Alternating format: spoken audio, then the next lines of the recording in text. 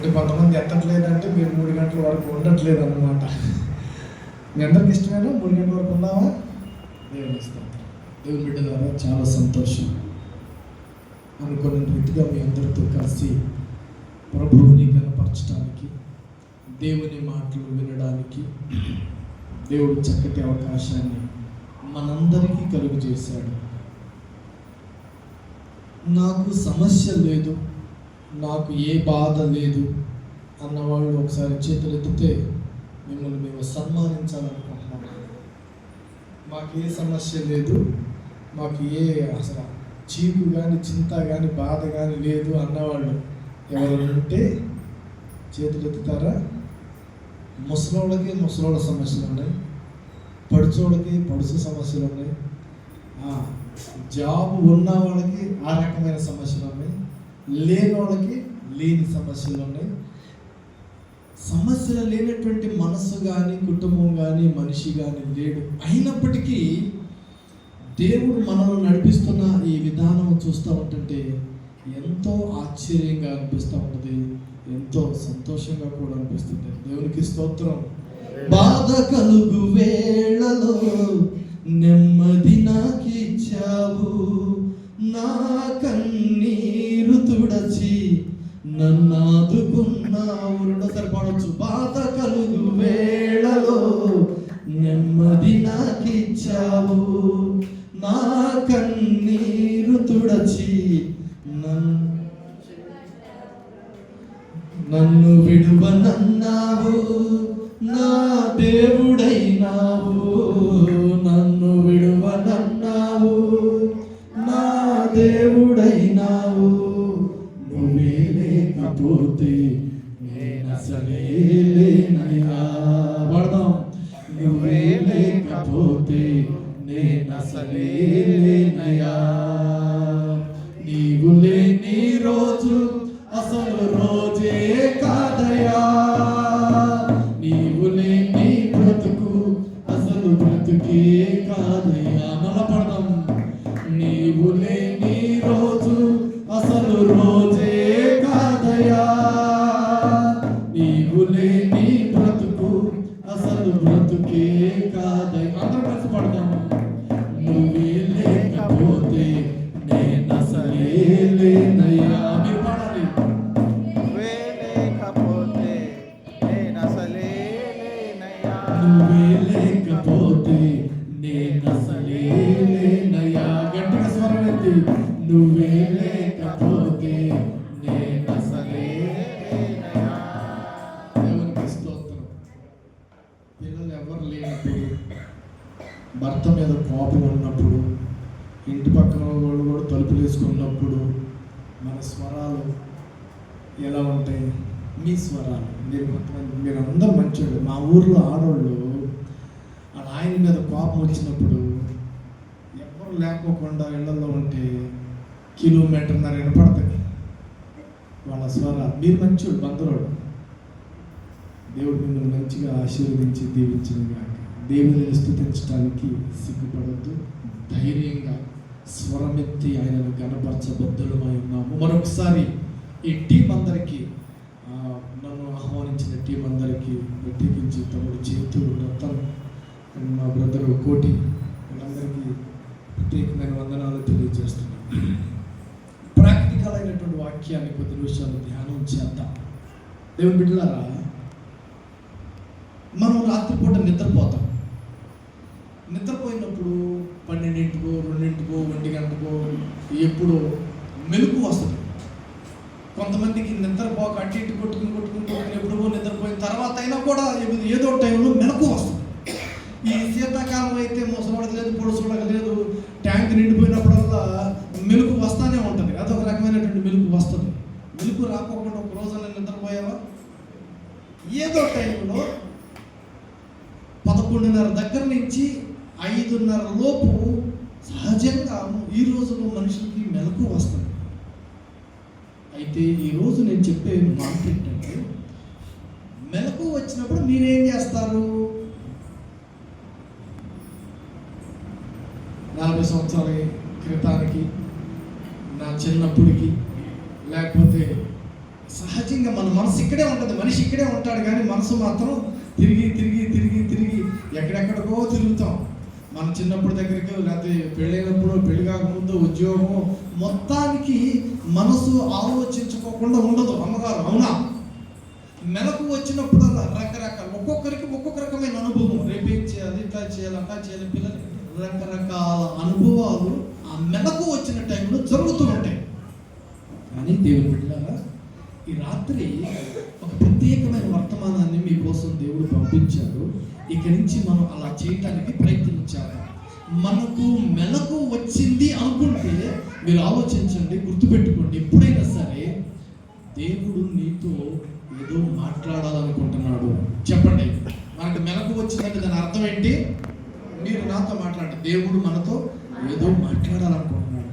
మనకు మెలకు వచ్చిందంటే మన ద్వారా దేవుడు ఎవరికో ఎవరికో ఎవరికో గొప్ప కార్యాలు చేయబోతున్నాడు. మళ్ళీ చెప్తా, మీరు చెప్పండి. ఇప్పుడు మనకు మెలకు వచ్చిందంటే మన ద్వారా దేవుడు ఎవరికో గొప్ప కార్యాలు చేయాలి. మనకు మెలకు వచ్చిందంటే ఆ మెలకుతో దేవుని యొక్క దూతలు మన దగ్గరే ఉంటున్నాయి. ఇప్పుడు మీరు చెప్పండి, మనకు మెలకు వచ్చినప్పుడు దేవుని దూతలు మన దగ్గరే ఉంటున్నాయి.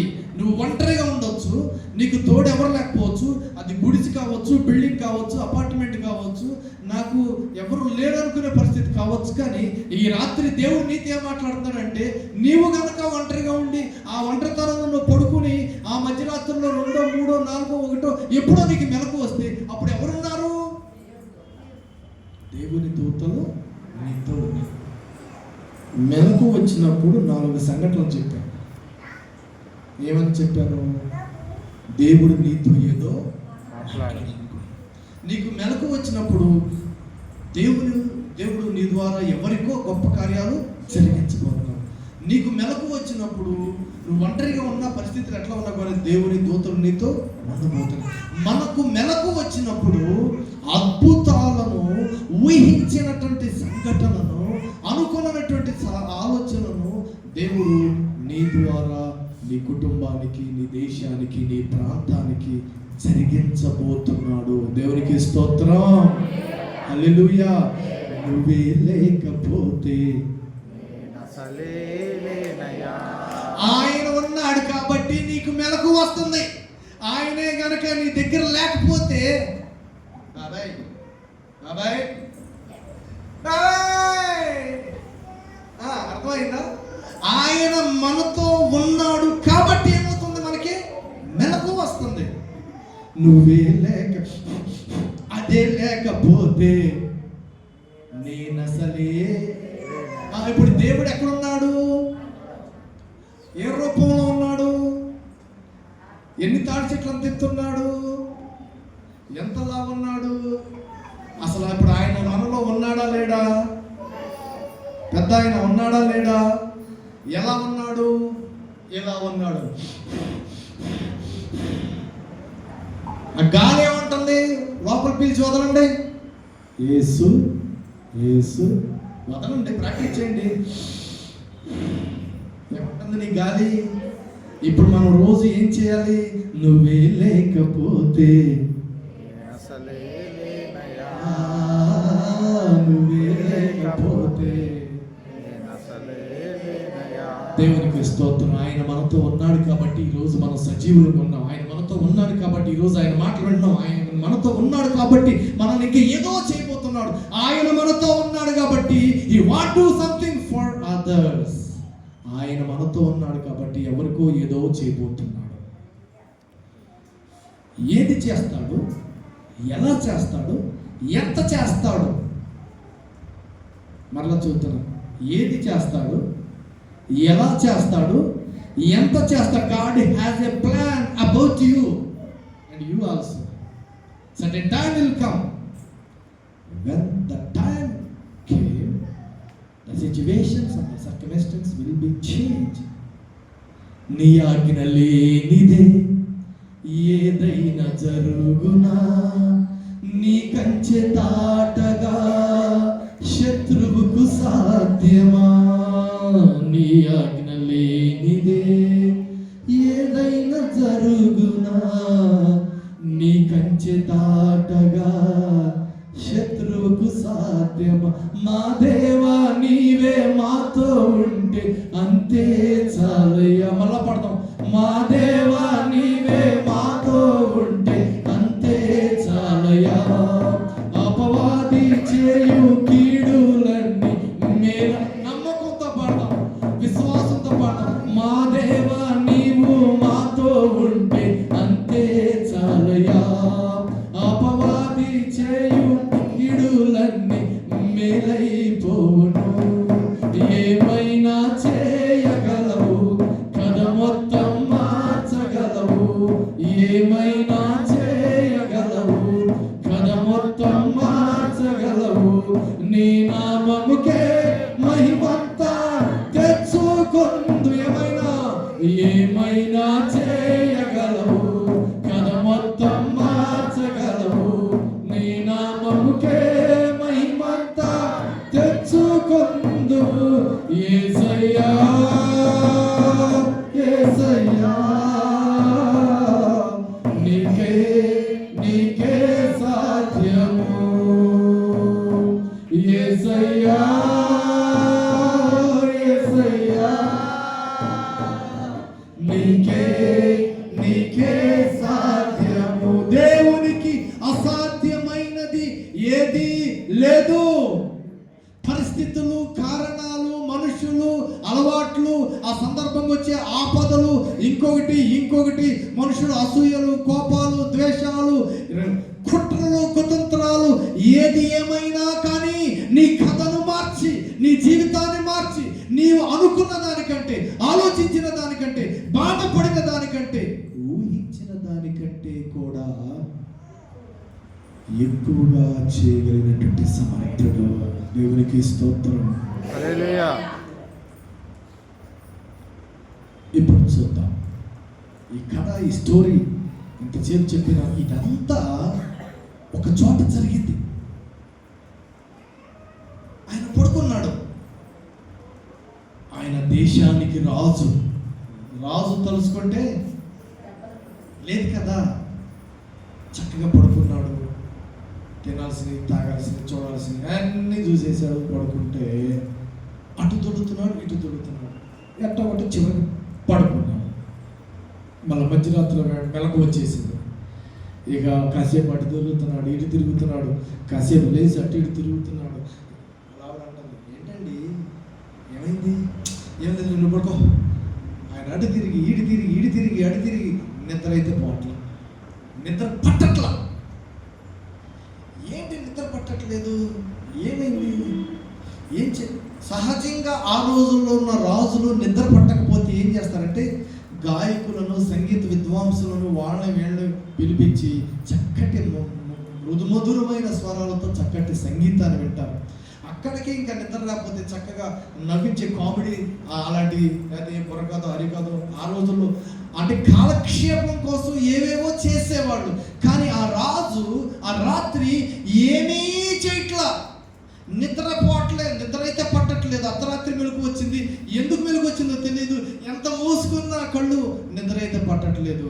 అయితే నిద్ర పట్టకోకుండా ఉంటుంది. ఆయన ఇవేమీ చేయట్లేదు. ఏవి రండి కాసేపు కథలు చెప్పండి, పాటలు పాడండి, అవి చేయండి, డ్యాన్స్ చేయండి, ఏమీ అనట్లేదు. ఏమంటున్నాడో చూద్దాం. ఎస్తేరు గ్రంథం 6వ అధ్యాయం 1 నుంచి చదవండి ఎవరైనా. నిద్ర పట్టకపోయినందున రాజుకు సమాచార గ్రంథము తెమ్మని రాజు ఆజ్ఞగా. చాలు. ఆ రోజు ఆ రాజుకి నిద్ర పట్టలేదంట.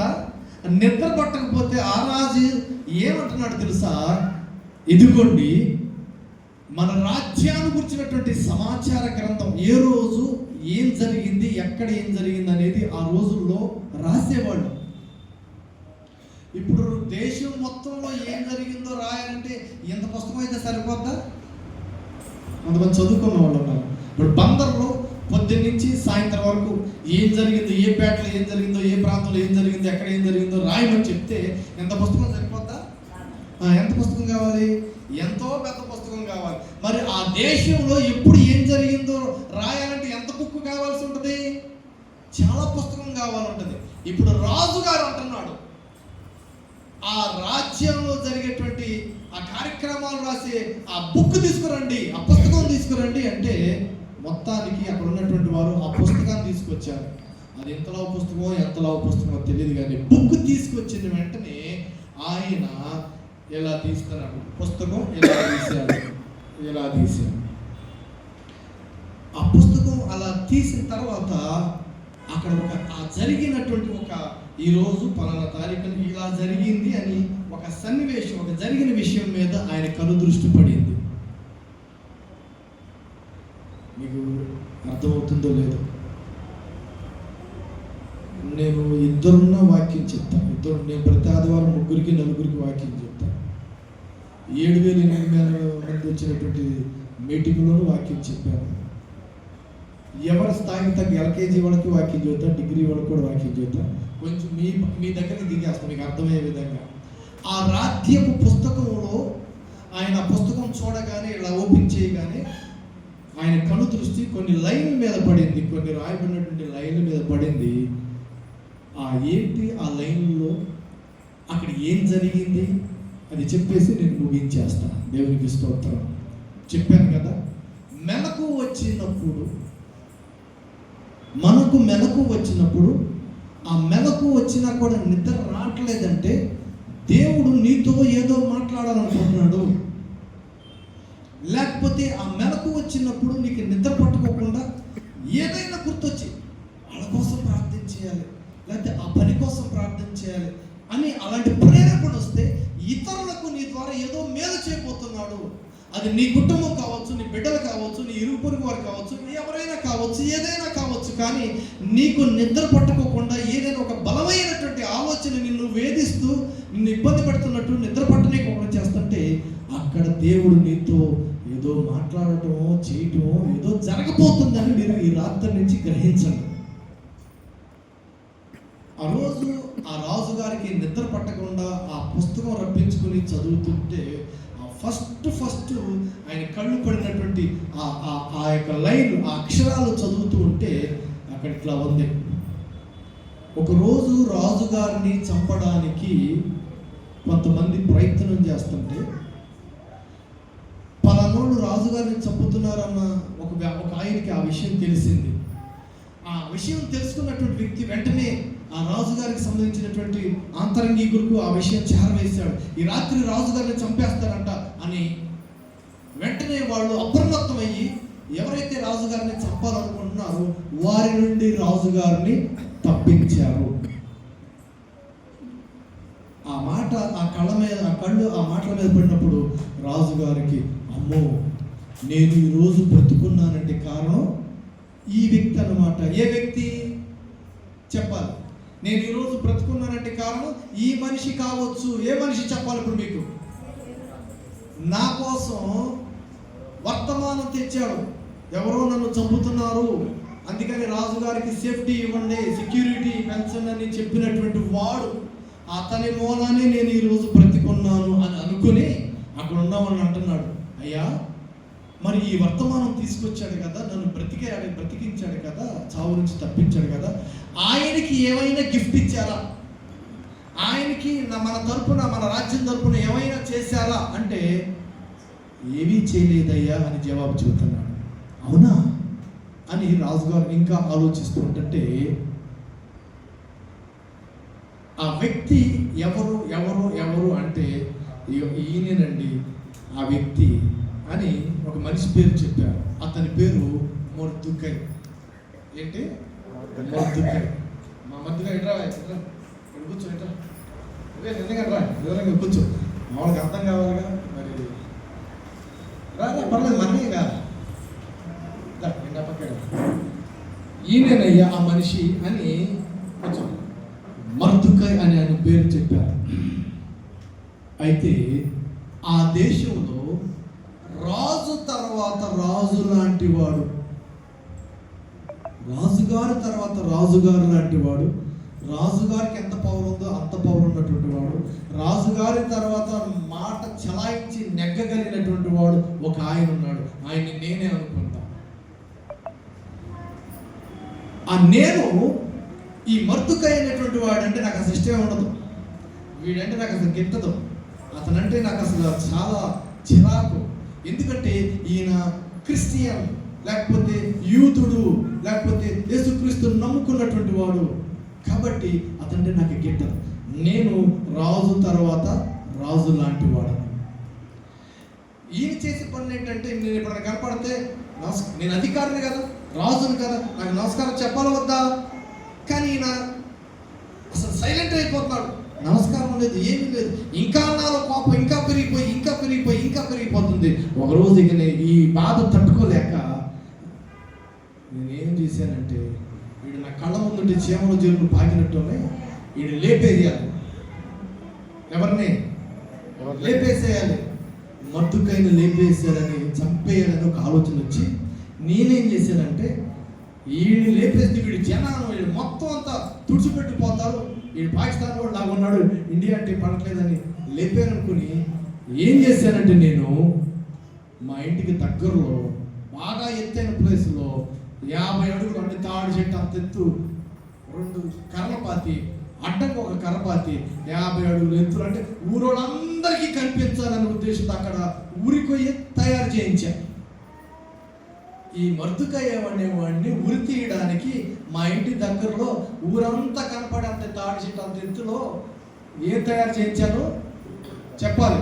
ఉరి తీయడానికి 2 తాడి చెట్ల మధ్యలో ఒక అడ్డంగా కరగట్టి దానికి ఉరి తీస్తే ఆ ఎత్తు ప్రదేశంలో చేస్తే ఊరంతా కనపడుతుందని నేను రెడీ చేసుకొని, మరి నాకు ఎదురు లేదు కదా, ఇప్పుడు నేను రాజు తర్వాత రాజు లాంటి వాడిని కాబట్టి రాజుగారి దగ్గరికి ఒక పర్మిషన్ తీసుకోవడానికి వెళ్తున్నా. ఎందుకంటే ఈ జాతి వాళ్ళు మన దేశంలో ఉండకూడదు, ఇలాంటి తప్పుడు పని చేసేవాళ్ళు మన దేశంలో ఉండకూడదు, ఇలాంటి వాళ్ళు మన దేశంలో ఉండకోకుండా వాళ్ళని నాశనం చేయడానికి ఒక చిన్న పర్మిషన్ ఇవ్వండి అని అడగడానికి నేను ఎక్కడికి వెళ్తున్నాను? రాజుగారి దగ్గరికి వెళ్తున్నాను. నేను ఏ పొజిషన్లో ఉన్నాను? రాజుగారి తర్వాత రాజు అంత పొజిషన్లో ఉన్నాను. నేను ఈయనను చంపాలని దురభిప్రాయంతో దురాలోచన చేస్తున్నటువంటి విషయం ఈయనకి తెలుసా? ఈయనేం చేసుకున్నట్టు సార్, పడుకునే ముందు యేసయ్యా మరి నేను ఈ రాత్రి పడుకుంటున్నాను, నీ కాపుదల నాకు, నా భార్యకు, నా బిడ్డలకు, నా కుటుంబానికి దయచేయని ప్రార్థన చేసి పడుకుంటున్నాను. అట్లా చేసినోడు కాకుండా మళ్ళీ పొద్దున్న లేచి యేసయ్యా రాత్రంతా నువ్వు నాకు తోడుకున్నావు, మళ్ళీ ఈరోజు మొదలు పెడుతున్నావు, ఈరోజు ఎక్కడికి వెళ్తాను, ఎవరి దగ్గరికి వెళ్తాను, ఏం చేస్తాను నాకు తెలియదు, కానీ ఈ పగలంతా కూడా నీ సన్నిధి నాకు తోడుగా ఉంచు అని ఏం చేస్తున్నాడు?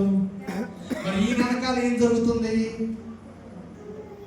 ఈయనకి తెలుసా? ఇప్పుడు ఈయనను రక్షించాలి అంటే ఏది? ఇప్పుడు ఈయనేమో బలం లేనివాడు, ధనం లేనివాడు, జనం లేనివాడు. నేనెవరిని? రాజు తర్వాత రాజు లాంటి వాడిని. నన్ను కంట్రోల్ చేయాలంటే ఎవరు కావాలి? నాకంటే పెద్దోడు కావాలి, అవునా? నాకంటే చిన్నోడు కావాలా? నాకంటే పెద్దోడు వస్తే కానీ నన్ను కంట్రోల్ చేయలేడు. ఇప్పుడు నాకంటే పెద్దోడు ఎవరున్నారు? లాజికల్గా ఆలోచించండి. నాకంటే పెద్దోడు ఎవరున్నారు? రాజుగారు ఉన్నారు. ఇప్పుడు ఈయనను రక్షించడానికి దేవుడు ఏం చేశాడు? రాజుకి నిద్ర లేకుండా చేశాడు. ఏమైనా చేయగలవు, కథ మొత్తం మార్చగలవు, ఏమైనా కథ మొత్తం మార్చగలవు, నీ నామముకే మహిమంతా తెచ్చుకుందువు యేసయ్యా, యేసయ్యా, నీకే సాధ్యము. అబ్బబ్బబ్బ, దేవునికి స్తోత్రం, హల్లెలూయా. నా శక్తితో, నా బలముతో, నా జ్ఞానంతో ఏదో చేయాలి, ఎంతో చేయాలి, లేకుండా చేయాలి, నాశనం చేయాలి, కీడు చేయాలి అని అనుకుంటున్నారు. నాకు నా నిజంగా చేయగలను, కానీ ఆ కీడు నుండి ఆపాలంటే నాకంటే శక్తిమంతుడు వస్తే కానీ అక్కడ కీడు ఆపడు. అందుకని దేవుడు తన ప్రజల పక్షముగా యుద్ధం చేయవాడు, ఇశ్రాయేలును కాపాడువాడు, కునుకడు, నిద్రపోడు. అందుకు ఆయనకి నిద్ర లేకుండా చేశారు. అక్కడ ఏమండి, నిద్ర లేకుండా చేసిన వాడు చేయకుండా ఇప్పుడు అంత లావు పుస్తకం తీసుకురమ్మన్నాడు, తీసుకురాడు. ఎట్లా తీగానే ఈయన కూర్చో ఎందుకు ఉండాలి? ఇక్కడ ఆయన కూర్చో ఉండొచ్చుగా, లేకపోతే కొనే సెంటర్లో పలానా చోట జరిగింది అది ఉండొచ్చుగా.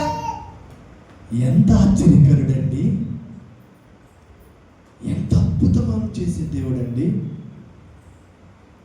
మనం ఊహించినటువంటి సంఘటనలు, మనం అనుకున్నటువంటి విషయాలు, మనం చీకుపడి బాధపడి వేదన పడినటువంటి కురిగిపోయిన పరిస్థితులు నీకు ఎవరో చూడరు, నిన్ను ఎవరో పట్టించుకోరు. కానీ ఒక ఆయన ఉన్నాడు, ఆయన నీ కోసం అవసరమైతే అధికారులను కూడా వాడుకుంటాడు, నీ కోసం ఎలాంటి సిచ్యువేషన్ అయినా ఎదుర్కొంటాడు, సృష్టిస్తాడు. అంతే.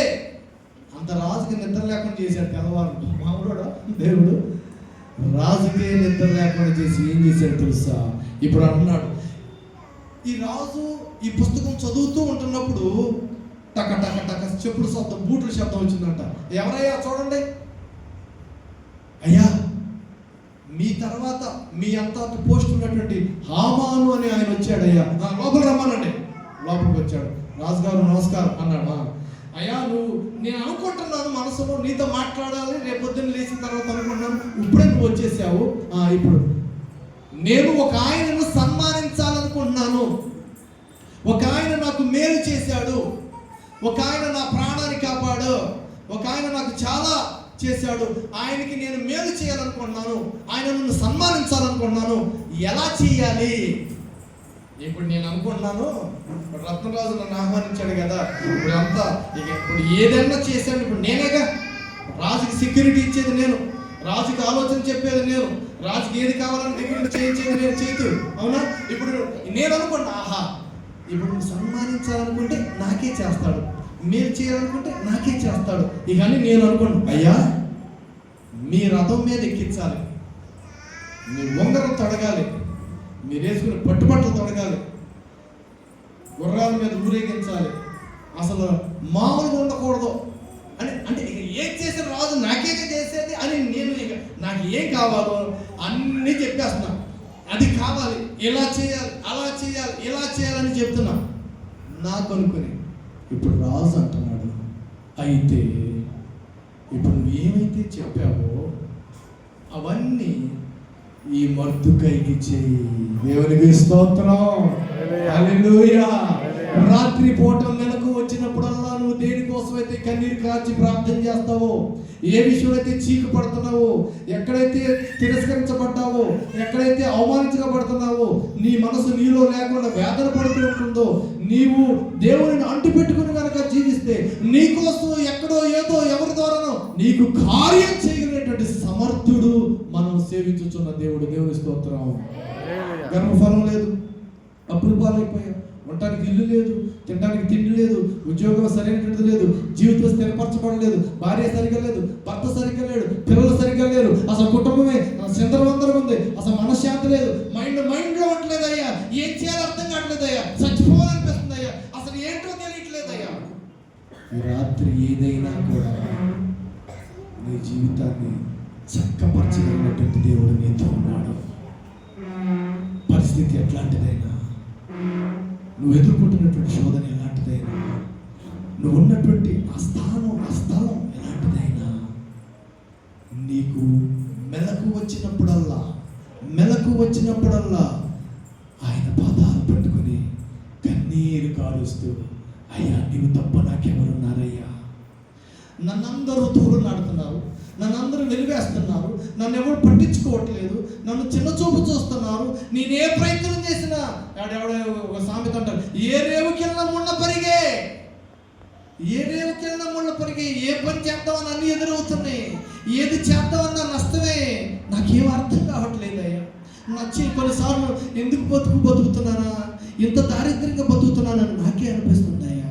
కట్టుకున్న భార్య నన్ను ఇబ్బంది పెడుతుంది, కట్టుకున్న భర్తే నన్ను ఇబ్బంది పెడుతున్నారు, పిల్లలే నన్ను ఇబ్బంది పెడుతున్నారు, అసలు నాకు ఏమో అర్థం కావట్లేదు. ఈ రాత్రి దేవుని పాదాలు పట్టుకుంటే,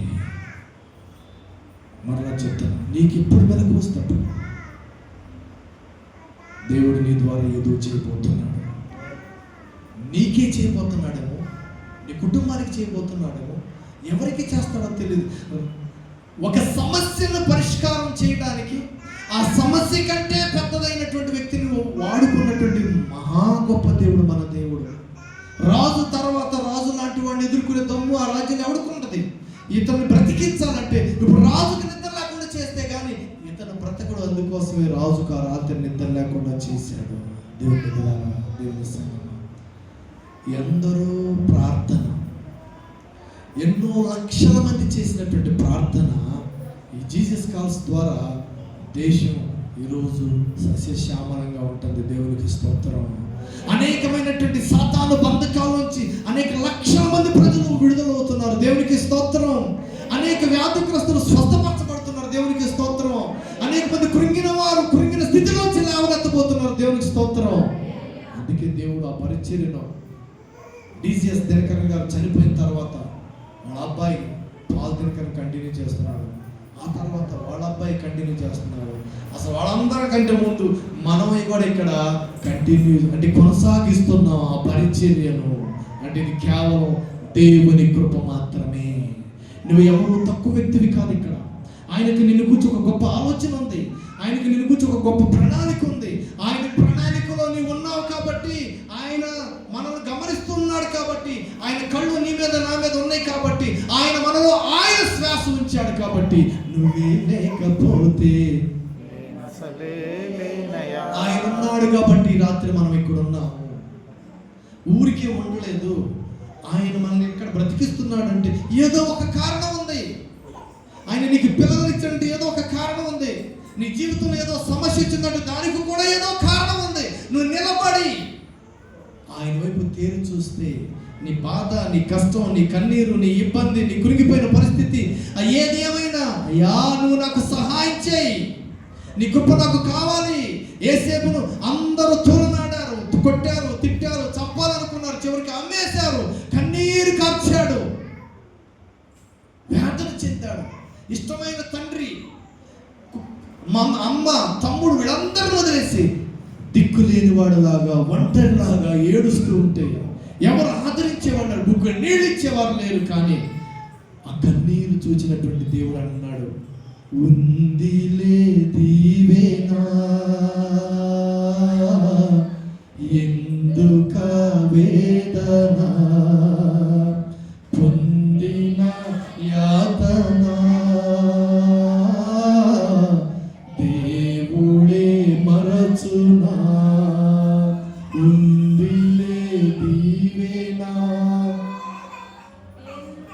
కావేదన పొందిన యాతన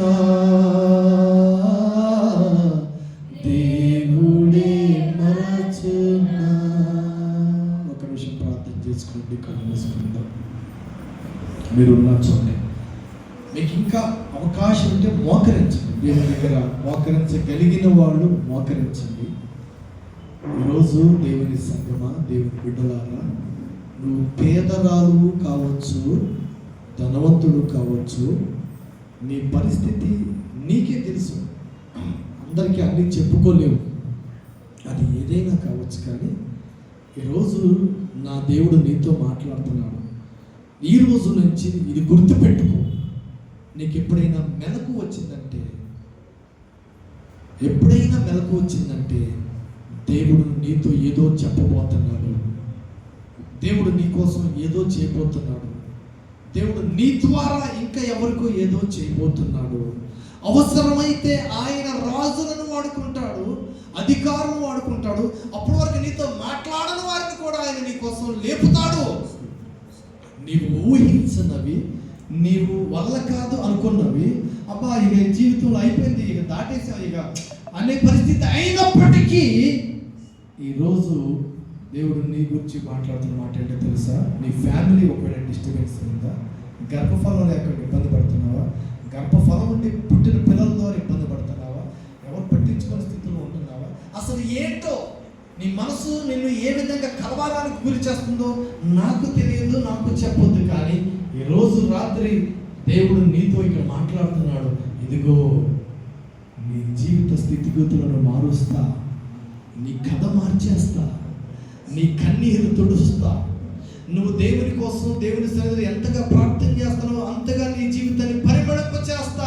కృప నుండి అధిక కృపకు, మహిమ నుండి అధిక మహిమకు, నువ్వు ఊహించనవి, నువ్వు ఆలోచించనవి రాబోయే రోజుల్లో చూడబోతున్నావు. రాబోయే సంవత్సరాలు, రాబోయే కాలము అనుభవించబోతున్నావు. ఒకసారి వెనక్కి తిరిగి చూసినప్పుడు ఏంటిది? నేనేనా ఇన్ని దాటుకొచ్చింది? నేనేనా ఇన్ని అనుభవించింది? అసలు నేనేనా?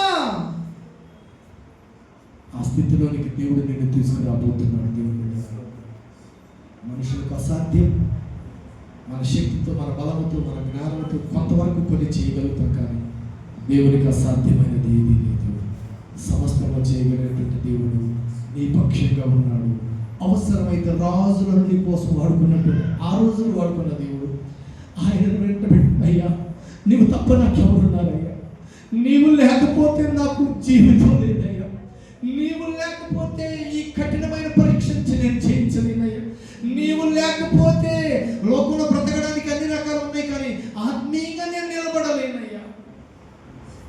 నీ తోడు నాకు కావాలయ్యా, నీ సన్నిధి నాకు కావాలయ్యా, నీ పక్షంగా నేను నిలబడతానయ్యా, నువ్వు నా పక్షం నుండి నన్ను వాడుకోయ్యా. ప్రార్థన చేసుకుందాం.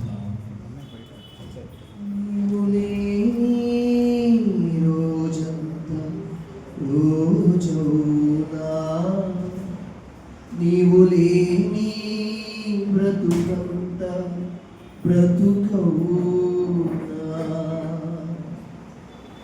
మా తలంపులన్నీయు ప్రభు నీవే, మా భాష మాటయు ప్రభు నీవే, మా తలంపులన్నీయు ప్రభు నీవే, మా భాష మాటయు ప్రభు నీవే, మాధు విమోచన ప్రభు నీవే, మా పునరుద్ధానము ప్రభు నీవే.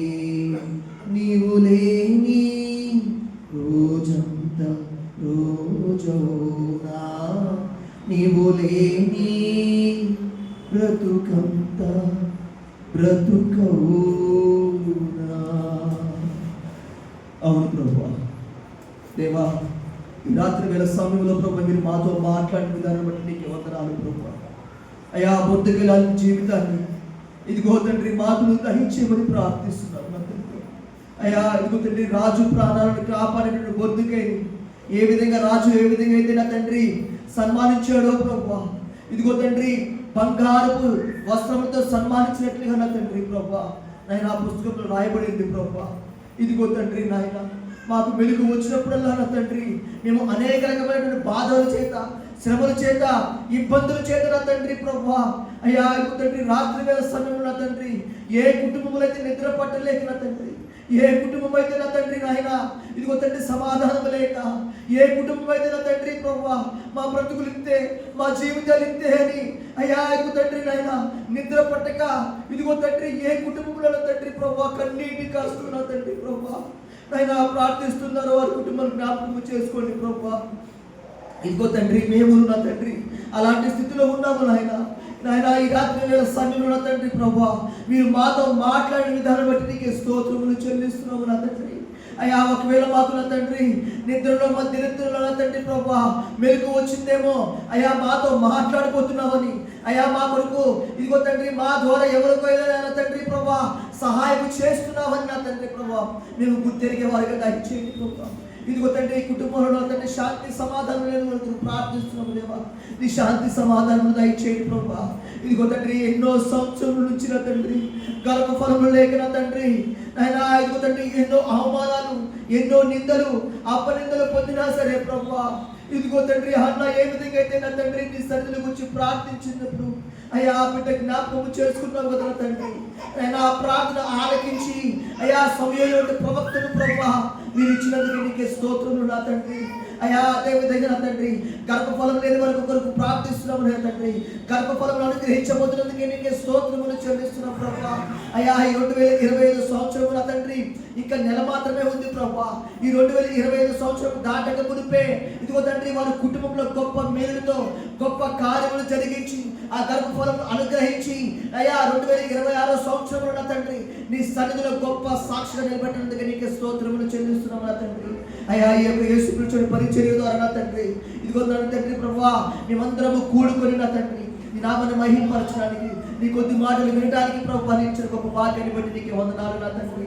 అయ్యా దయచేసి నా తండ్రి బ్రదర్ గారిని అయినా రవి బ్రదర్ జ్ఞాపకం చేసుకోండి ప్రభు, మా ముందుకు తీసుకొచ్చి అయ్యా తండ్రి మాతో నా తండ్రి ప్రభు మాట్లాడినందుకు నీకు స్తోత్రములు చెల్లిస్తున్నాము నా తండ్రి. అయ్యా మేము మీ యందు భక్తులు కలిగి, విశ్వాసం కలిగి, నమ్మకము కలిగి, నిరీక్షణ కలిగిన తండ్రి ప్రభు, మాకు మెలుగు వచ్చినప్పుడల్లా నా తండ్రి మోకరించి ప్రార్థించేటువంటి కృపను మాకు దయచేయండి ప్రభు. అయ్యా ఇతరుల కొరకు ప్రార్థించేటువంటి కృపను మాకు దయచేయండి దేవానికి స్తోత్రములు. కుడి వచ్చిన ప్రతి ఒక్కరిని జ్ఞాపకం చేసుకోండి ప్రభు, వారి కుటుంబాన్ని దీవించండి ప్రభు, ఆశీర్వదించమని ప్రార్థిస్తున్నాము నా తండ్రి. ఇదిగో తండ్రి ఇక్కడ ఉన్నటువంటి ప్రతి ఒక్కరిని ప్రభు నిశ్చయంగా మీరు ఆశీర్వదించబోతున్నందుకే నీకు స్తోత్రములు చెల్లిస్తున్నాము నా తండ్రి. గొప్ప మేలు జరిగించబోతున్నందుకే నీకు వందనాలు ప్రభు. యేసయ్యా నీకే మహిమ చెల్లిస్తున్నాము దేవా. ఇదిగో తండ్రి తుఫానులన్నింటినీ ప్రభు తీసివేయండి ప్రభు, మంచి వాతావరణం దయచేయండి ప్రభు. ఎన్నో పంటలు వేస్తున్నారు ప్రభు. ఇదిగో తండ్రి నాయన పంట కోతకు రాబోతుంది ప్రభు. నాయన ఏ ఆటంకం లేకుండా, ఎటువంటి వరదలు నష్టాలు, పంట నష్టం లేకున్నట్లుగా నా తండ్రి ప్రభు. అయ్యా నీవు క్షేమంగా వచ్చమని ప్రార్థిస్తున్నాము నా తండ్రి. అయ్యా నీవు సృష్టించిన నీ సృష్టిని ప్రభు మీరు ఆజ్ఞాపించమని ప్రార్థిస్తున్నాము నా తండ్రి. యేసయ్యా నీకు స్తోత్రములు చెల్లిస్తున్నాం. అయ్యా ఇదిగో తండ్రి అయినా బ్రదర్ రత్నసింహని జ్ఞాపకం చేసుకోండి, వారి కుటుంబాన్ని దీవించండి ప్రభు.